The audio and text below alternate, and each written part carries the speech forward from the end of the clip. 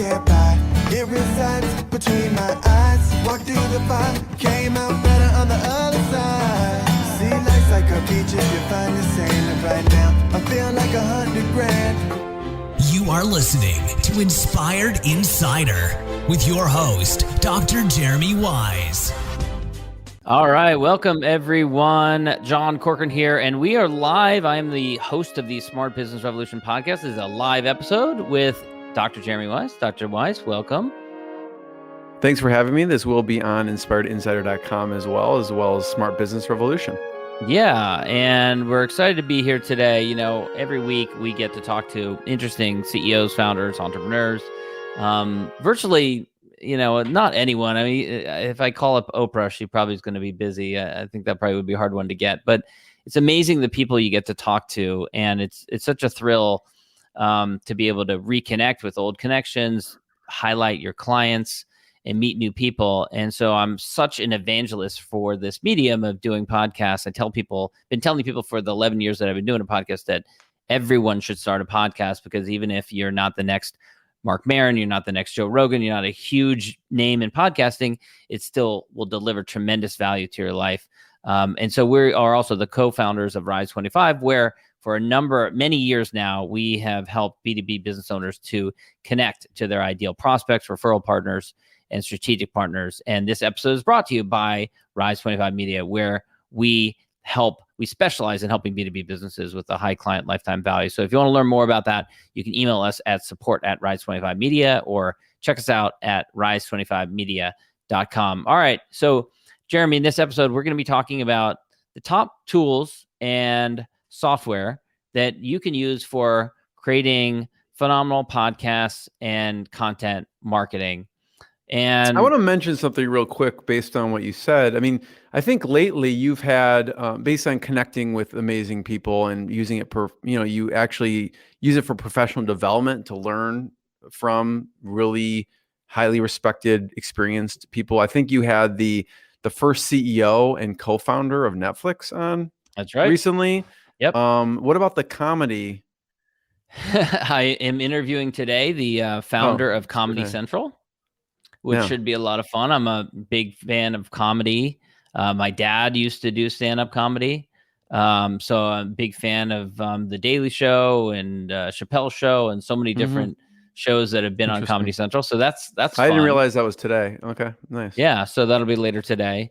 I mean, I recently interviewed a guy who's a professor at my alma mater. So that's a good example. Jeremy, you did a great series for University of Wisconsin profiling different entrepreneurs, and you interviewed, the CEO of Mattel, CEO of Land's End, a number of other household named people, where your alumni office, I'm sure, was thrilled that you were doing this and excited to introduce you to some of the most prestigious alumni. And so I finally decided to do the same thing. I went to UC Santa Barbara, and they actually your mascot is the gaucho.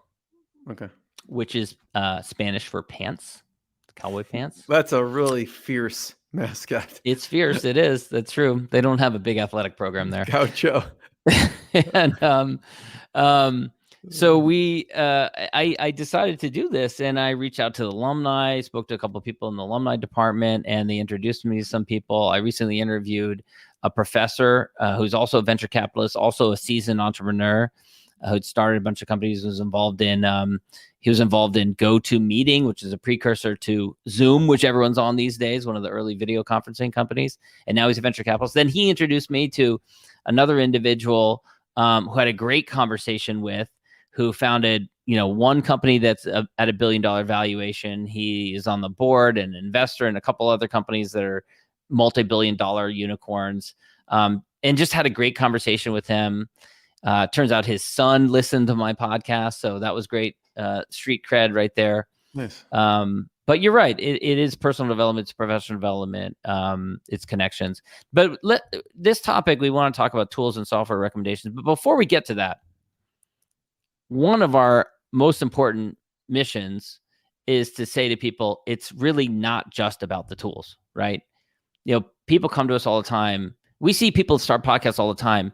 They spend 12 hours, 20 hours researching the microphone that they're going to buy. They spend no time thinking about the people that they're going to feature and how doing a podcast is going to really dramatically change the network of people that they're connected to, and actually putting some thought into that in advance. So I think our most important message is that is incredibly important, and you need to think about that piece. Having said that, in this episode, we're going to talk about... this is a popular question. That's why we're addressing it. Even though it's maybe 7th on our list of important things to address. Yes. Like a distant 7.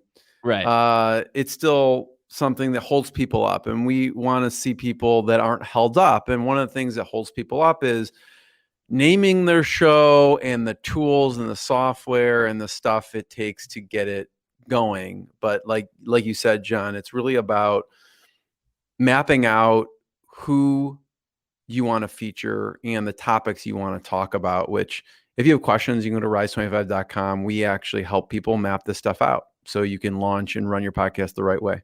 Right. Or the funny thing is, a lot of times people, I've talked to so many people that, 3 years ago, they spent $300 buying, a microphone and all this other different equipment, and it's been sitting on the corner of their desk for the last 3 years. There was someone I talked to a couple weeks ago, and they were asking for advice, and they said, there was 3 years ago, they bought like $2,000 worth of equipment and never used it.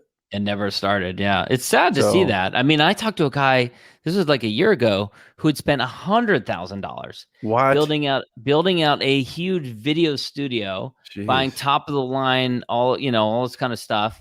But then he'd been doing it for 6 months and hadn't gotten any good results from it. Nothing to show for it except for, some really pretty videos. The strategy has to be in place. It has to be in place. So having said that, let's start with microphones. So let's just say, like, we're not technical wizards, right? So the advice that you're going to get from us, we're about simplicity, and simplicity that produces a good product, but it's not going to be, we don't geek out on technical related things. So that's the caveat. There's lots of people that are way more experienced in this than we are. We just find something that works well, that's fairly affordable, and go with it. And the funny thing is, I will say to people with pride, if you paid me, meaning me individually, to launch your podcast, I couldn't do it from start to finish. I couldn't do it. I don't know all the different steps that are involved. We have an amazing team that does an incredible job of setting all those pieces up. But the reason that I'm proud of that is because what I'm really good at, and what you're especially good at, what our superpowers is making sure the podcast is profitable, making sure that you use it to develop tremendous relationships, to connect with people that you admire, to have great conversations, to continue that conversation beyond the interview. How do you take it further? How do you go further? How do you turn that into a referral relationship or a strategic partnership of some sort? That's really where a lot of people drop the ball. And so that's really what we focus our energy and attention on, and making sure that that's right. Now, as far as the microphone is concerned, I'm speaking out of an Audio Technica ATR 2100. The funny thing about it is 11 years ago, I purchased this microphone, not this exact one, but the same exact model 11 years ago. It lasted me about 9 years. I made a decision at the beginning. I purchased it, boom, done. Didn't think about it for 9 years. And then it crapped out. It stopped working. And so I bought the exact same one again. I didn't even upgrade. I didn't even spend more and get a nicer one, which you have a nicer one, because I just figured it's not that much nicer. And by the way, if you're listening and you have a suggestion of a mic you like, feel free to put it in the comments if you're listening to this live. But yeah, ATR 2100. And I think they have a newer version. This was probably the one you got. This is a Blue Yeti. Yours is probably $70. This one is $120. And it's a USB mic. Literally, you could get a USB mic, plug into the back of your computer, and use it. Okay. Yeah. People have fancy soundboards. That are plugging in and out of maybe nicer, fancier mics. But you can get a nice sounding mic for $70 to $150. And this is the Blue Yeti. I have yours, John, actually over there, because when I travel, I don't like detaching all this stuff. So I bought another one, which is yours, that I bring with me. My main microphone is his backup. Well, I mean, because like you said, I could be in the middle of interviewing someone, and this could, I mean, this is, I don't even know, this may be 10 years old. I Yeah. mean, this is really, I mean, you can get the newer version, which is pretty much the same thing. But Right. so that is part of the equipment we recommend. If you have other suggestions, put them, put them in the comments or whatever it is. And I want to point out, we have a whole cheat sheet of the different equipment and tools and other things. So if you want to go to rise25.com/cheat sheet. We share more recommendations of how to get clients, referrals, strategic partners, and about the tools and equipment and everything there too. Right.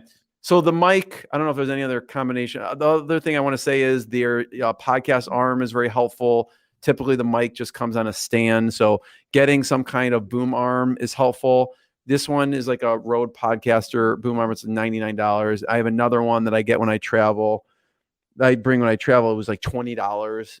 It works fine. You screw it onto the desk. So it's actually a great point, because this actually gets a lot of comments having this boom arm here. And I say to people all the time, because they look at it and they're like, "Ooh, you have an amazing microphone." And I'm like, the microphone's not that amazing. What's amazing is just this arm thing here. And it's just kind of not even amazing.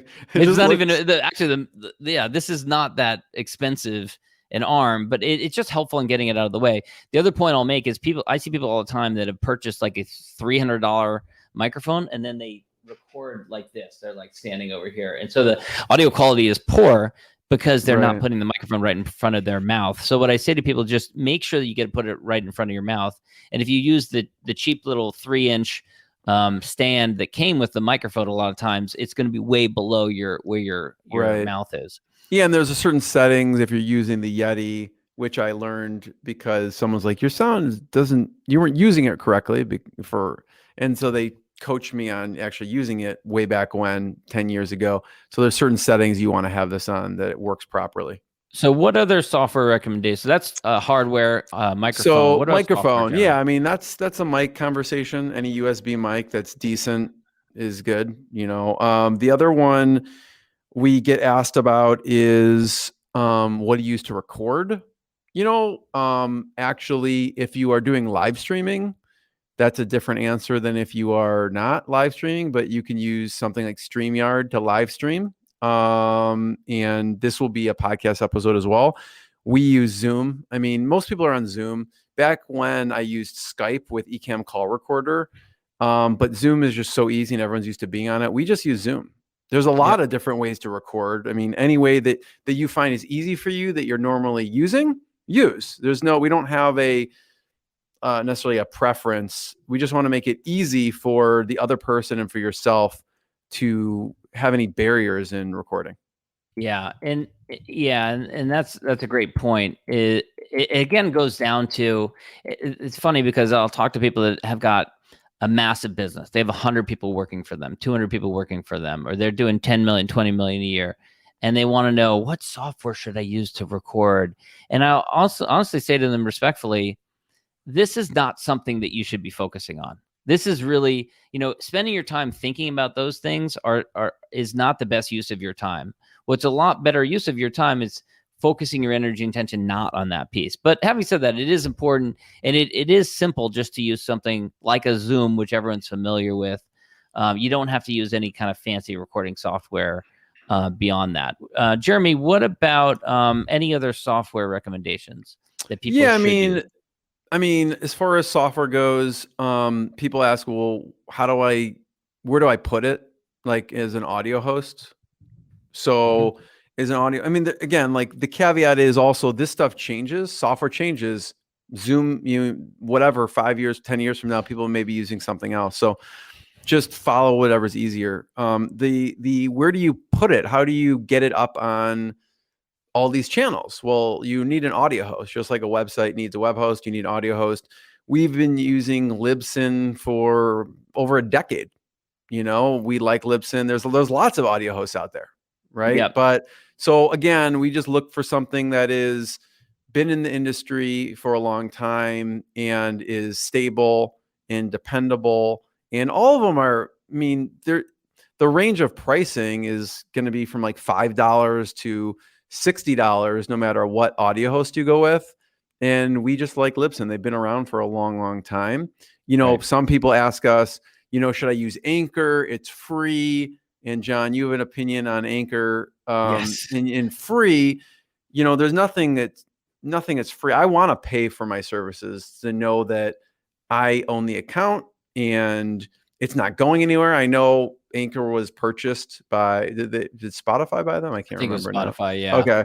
So, so they have major backing, which is fine, but they also, I forgot if you saw The Social Dilemma, but if you're not paying for the product, you are the product. Yep. So if you are on Facebook, you're not paying. Well, guess what? You are the product. And same thing with Anchor. If you're not paying for it, you are the product. So they can use your means and channels. And we've seen this story before. We've seen it play out. It happened with I forget the name of it, but it was owned by Twitter, the platform, short video snippets. They were like 6-second video snippets. And I remember reading an article about a guy who had 2.7 million followers on this platform, and it was a free platform, and Twitter just decided one day to shut it down. No notice, nothing. And these people completely lost these livelihoods, these massive followings. Was it like Vine or something? Vine, thank you. Vine. Yes, yeah. Yes. And so Anchor could be the same thing. They could just decide one day, you know what, this didn't work out. Free podcast hosting, turns out, who knew it didn't work? And so they just shut it down, and you lose your feed, you lose your subscribers, everything you put into it, because you didn't spend anything for it. You lose all that. I mean, Libsyn's like $15 a month or something. Yeah, 10. I think the initial plan is $5. Yeah, exactly. It's absolutely manageable.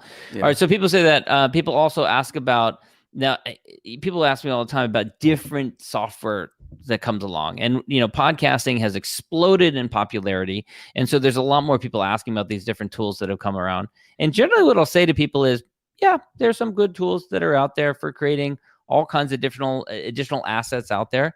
But again, since we're usually talking to a B2B business that's profitable to begin with, that's using a podcast for business development and for content marketing purposes, again, usually I say to people, not something you should focus on.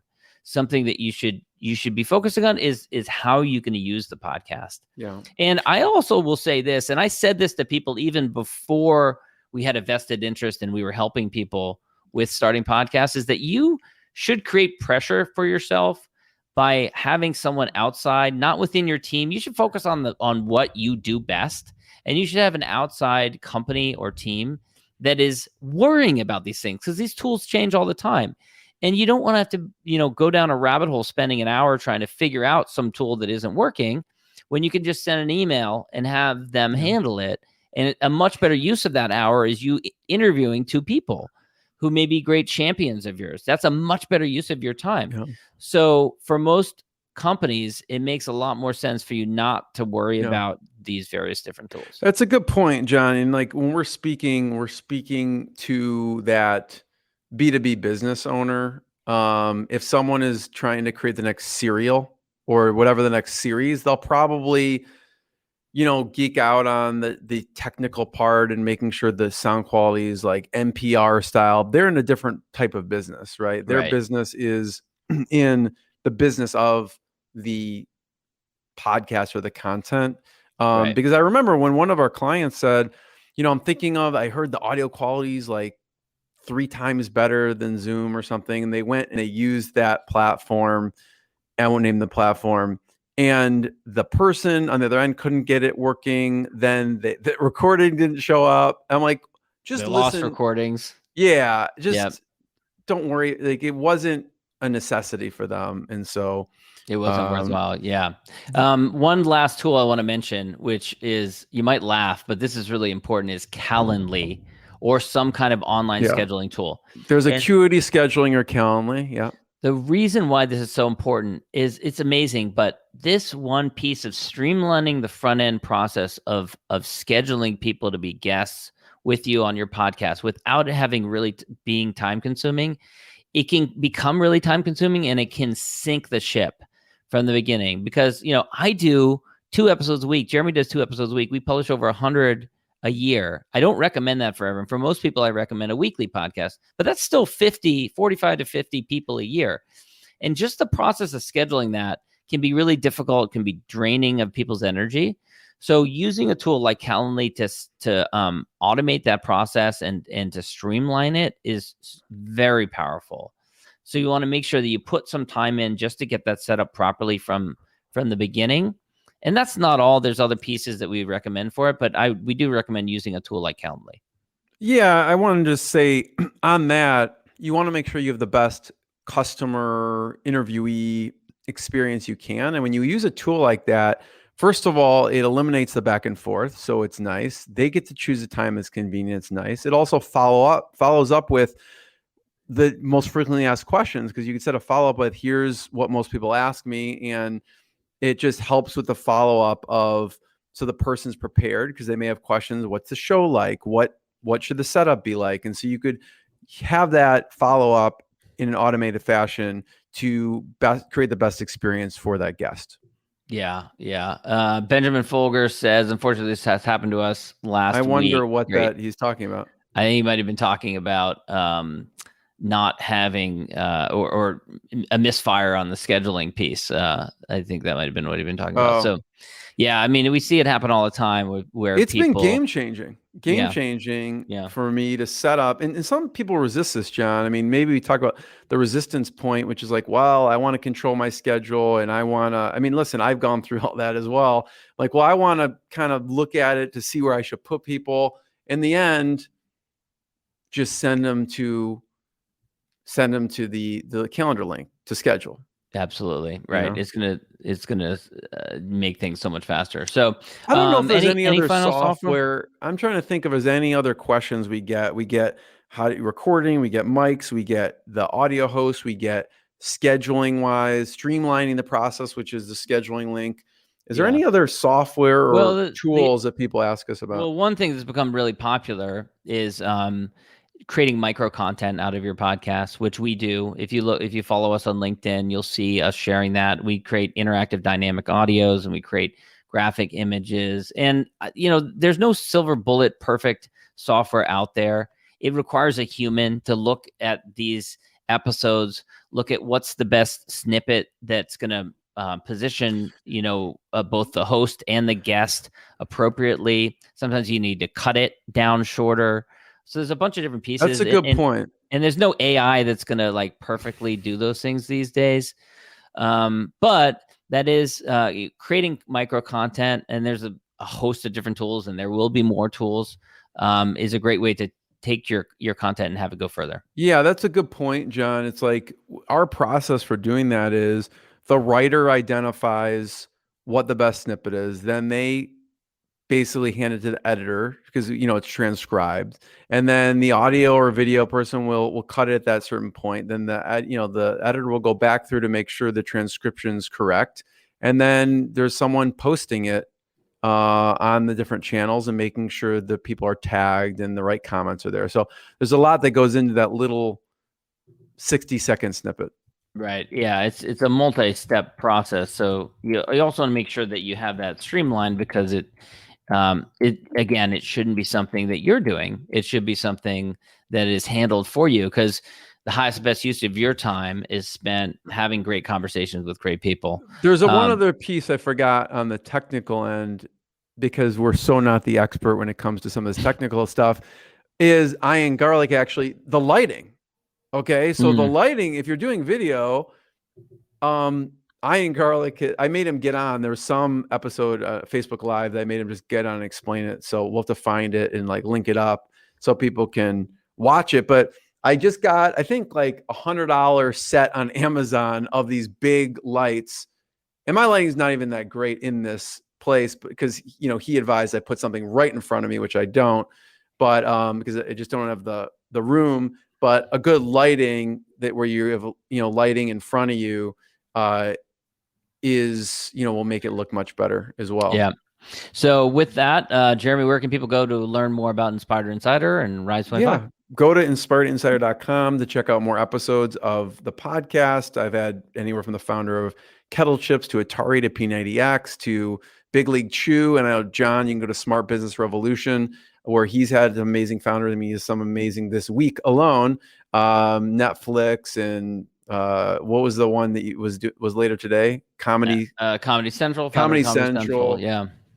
And you can go to rise25.com and check out more if you're interested in learning more about podcasting. And go to rise25.com/cheat sheet to grab a list of these different tool and software recommendations. And that's it for this week.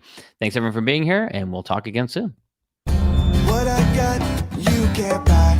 It resides between my eyes. Walked through the fire, came out better on the other side. See, life's like a beach if you find the sand. And right now, I feel like $100 grand.